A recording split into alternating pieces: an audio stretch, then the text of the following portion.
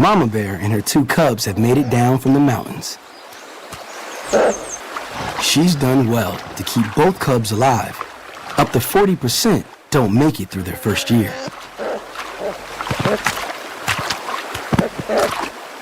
She's exhausted though. It's time they learn to stand on their own 4 paws. Time for fishing 101. Just watch me, kids.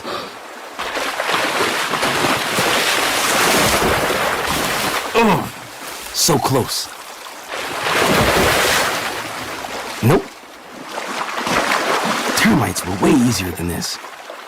Mom's not worried. She knows it will soon be much easier to catch a meal here because the salmon are changing. They've stopped eating. Exhausted and starved, the salmon die soon after spawning. The decaying bodies merge with the riverbank. The dead fish are an easy meal for patient cubs.